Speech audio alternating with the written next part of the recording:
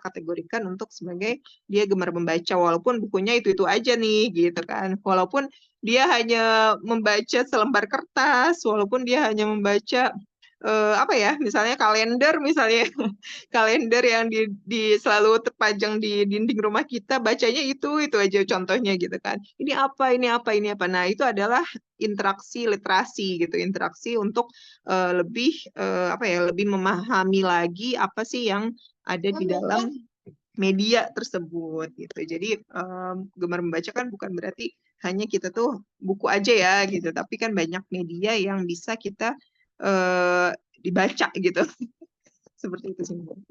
Betul, Mbak, sesuai dengan apa namanya dasar kita juga ya ikro. Ikro itu tidak dibatasi dengan membaca secara tekstual saja, tapi banyak hal ya yang perlu kita baca sehingga sangat luas sekali samudra ilmunya Allah gitu ya. Insya Allah Mbak Leti jadi mengingatkan lagi kita dengan konsep ikro ya yang sesungguhnya. Baik, teman-teman ada yang mau ditanyakan lagi? Ayo, untuk gimana sih memotivasi lagi kita nih untuk bisa punya habit membaca lebih baik lagi. Nah, tadi ada pengalaman juga gitu ketika ibunya berhenti mulai sibuk dengan kegiatan yang lain gitu. Anaknya pun langsung gitu otomatis istiqomahnya berhenti juga gitu. Nah, itu yang perlu kita tuh jaga bareng-bareng gitu ya. Kita gimana sih berjalan bareng gitu untuk terus istiqomah gitu sehingga memang anak-anak kita mencintai gitu. Bukankah kitab suci kita juga berbentuk tulisan-tulisan sehingga banyak banget dari kitab suci kita yang satu mushaf saja itu ada berapa banyak kitab tafsir yang harus menerangkan itu semua gitu. Nah, kalau kita nggak istiqomah gitu kan gimana kita akan meneruskan atau mensyiarkan gitu itu kepada generasi setelah kita. Teman-teman silakan ada yang mau menyampaikan lagi pertanyaannya atau mau sharing silakan. Silakan masih dibuka. Karya ada yang mau disampaikan? Oh iya, anak-anak juga bisa jadi ini loh, bisa jadi apa penyemangat kita gitu. Pe, apa namanya pemberi istiqomah kita. Jadi waktu itu melucutkan semangat kita lagi kayak gitu. Jadi waktu itu ketika apa ya pada saat kita riuh gitu ya, pada saat kita apa namanya nggak kayaknya hari ini nggak baca dulu deh kayak gitu, nggak bacain anak apa baca dulu deh. Nah tapi mereka tuh nagih gitu karena udah punya jadwal khususnya gitu, udah punya jadwal kalau mereka tuh bakal baca di jam 9 pagi misalnya, di jam 9 pagi tiap hari gitu kan, dengan membacakan buku gitu sambil di pangku. Nah itu kan punya apa ya, punya suatu kenangan, punya suatu kebiasaan gitu kan, itu dan itu dia mereka mau ngulangi lagi tiap hari. Dan ketika kita ngerasa aduh kayaknya ini deh lagi riuh banget nggak bisa gitu, mereka nagih terus dan membuat kita memaksakan diri gitu ya, memaksakan diri untuk ya udah deh ya udah gitu. sesuai track kayak gitu. Nah itu juga pentingnya untuk kita tuh membuat kebiasaan dulu gitu, membiasakan dulu. Nanti ketika kitanya udah melenceng dikit dari jalur gitu ya, itu ada yang saling mengingatkan, entah anak kita, entah kitanya sendiri untuk mengingatkan satu sama lain kayak gitu. Masya Allah, anak memang motivator terdekat kita ya. Kalau udah mulai mau out of track, kita langsung bisa naik lagi, kecas lagi ya untuk melakukan lagi. Silakan Karya, sudah open mic, silakan. Assalamualaikum Mbak Leti dan Ibu-Ibu. Ya.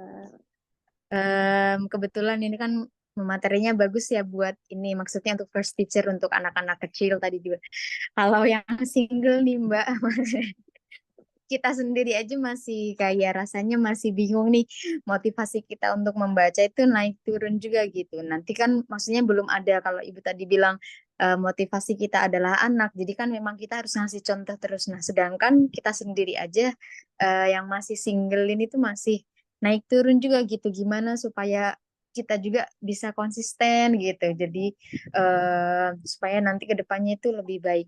Nah, terus saya juga pernah dengar gini Mbak, dari ibu-ibu terdekat gitu, ada yang bicara, ada yang ngomong gitu, kalau anak itu udah kebiasaan apa kita ajari masalah pendidikan dari kecilnya, dari sebelum waktunya, apa benar mereka itu suatu saat nanti kelamaan bakal merasakan namanya fase bosan belajar gitu. Kayak kalau seandainya dia sekolah lebih dini atau belajar lebih dini, apakah mungkin nanti besar ketika dia udah masuk SD, SMP, akhirnya kayak ada rasa perasaan bosan sekolah gitu karena udah capeknya belajar lebih dulu daripada usia yang seharusnya. Mungkin gitu, Mbak.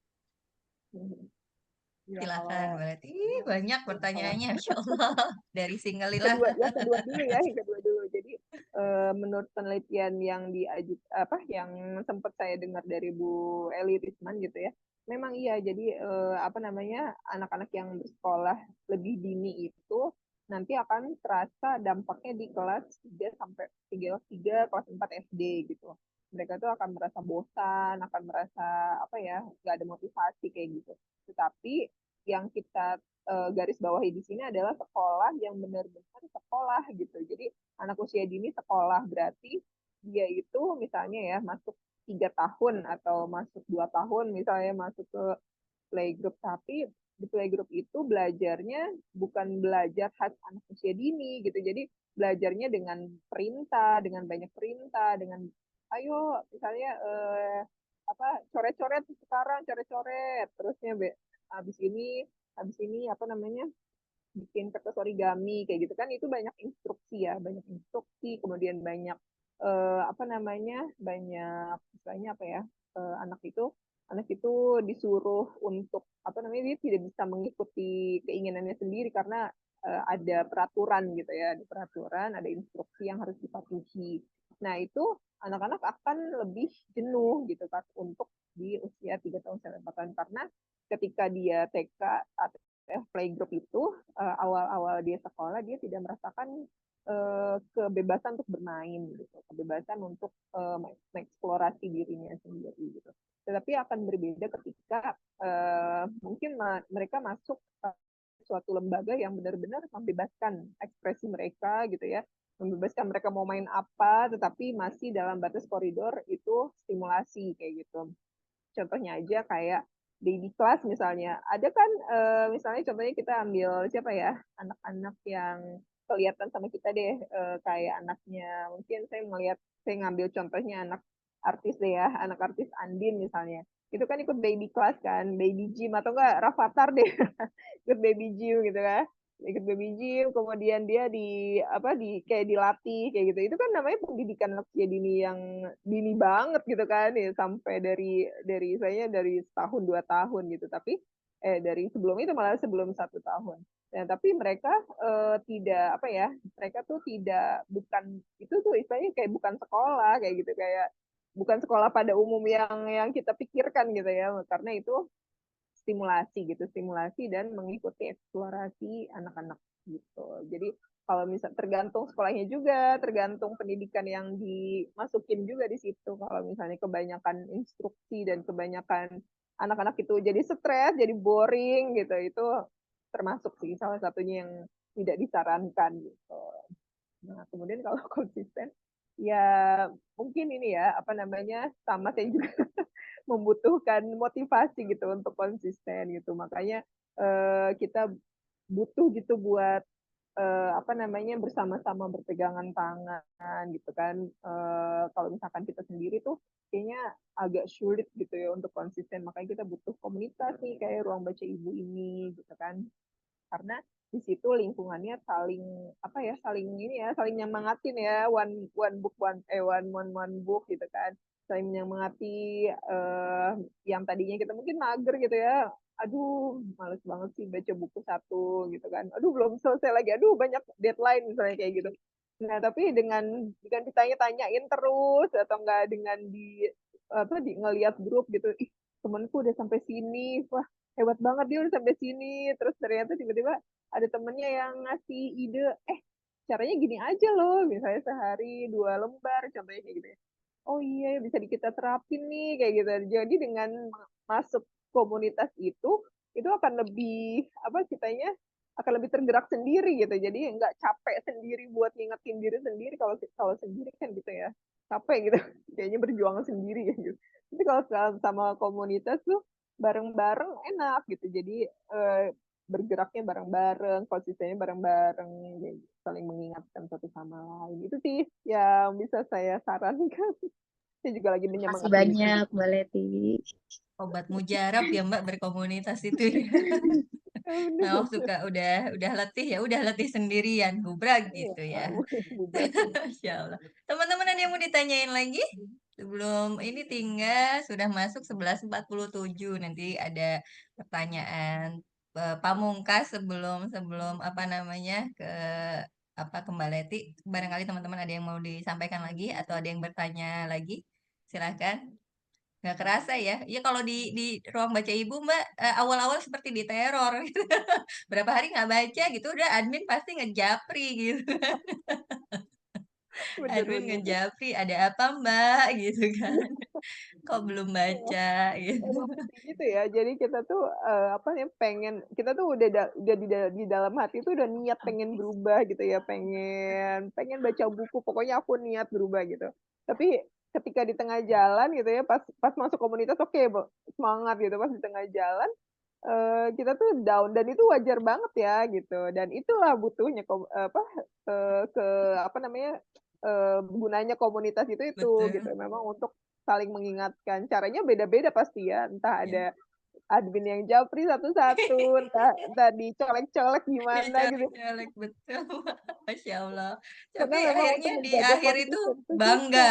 Masya Allah biasanya kita menclok-menclok baca bukunya gitu. Kali Makanya. ini kita tuntas gitu ya. Biasanya kan menclok ya Mbak buku ini yang dibaca, buku itu yang dibaca gitu nggak tuntas. Dan itu pahalanya loh, pahalanya membentuk komunitas di situ gitu untuk Betul Masya apa, Allah. apalagi jadi admin-admin yang sabar-sabar gitu kan. Wah, itu tuh bener-bener luar Orang yang biasa baca buku diamalin. insya Allah kita kebagian pahalanya ya. Masya Ah, Allah. bener-bener. Ya baik. Nah teman-teman Mbak Leli ada yang mau disampaikan atau mau ditanyakan lagi? Atau ada Mbak Afriza nih? Silahkan. 11.49 Mbak. Ya, ya, Mi. Iya, mau nggak? Assalamualaikum, Mbak Leti. Waalaikumsalam. Mbak. Ya, eh, saya bertanya sedikit. Jadi, saya punya saudara itu, dia anak masih kelas 4 SD, kelas 5. Kemudian, dia tuh udah senang-senang banget baca. Udah sampai mungkin 1 jam tuh udah selesai gitu bacanya, udah tuntas. Nah, tapi kekurangannya tuh jadi dia agak sosialnya jadi kurang gitu, Pak. Itu bagaimana untuk bisa apa ya, seimbang gitu. Iya Kita, sih. Iya bener-bener. Kutu buku tuh memang ini ya, masalahnya di situ memang. Jadi kutu buku tuh memang masalahnya di situ. Cuman enggak sih, kita pasti bisa balance ya, balance life. Mungkin kalau usianya berapa tadi? 5 kelas Kelas 5 5. ya? Kelas 5. Nah, itu berarti pinter-pinternya orang tua buat apa ya? Motivasi mungkin ya. Buat memotivasi anaknya buat bikin jadwal sendiri gitu karena kita tuh mungkin kasih tahu di awalnya kita tuh harus hidupnya seimbang gitu. Nggak bisa kita sehari 24 jam walaupun kamu suka banget, walaupun berguna banget baca buku, tapi nggak bisa tuh kamu dalam 24 jam baca buku terus tuh nggak bisa kayak gitu. Kamu harusnya punya jadwal untuk makan, untuk tidur, untuk baca buku ada, untuk belajar, untuk sosialisasi kayak gitu. Nah, itu di briefing dulu tuh anak-anaknya untuk apa ya istilahnya untuk kehidupannya tuh bukan kehidupan diri kamu sendiri kayak gitu karena nanti akan berguna nih karena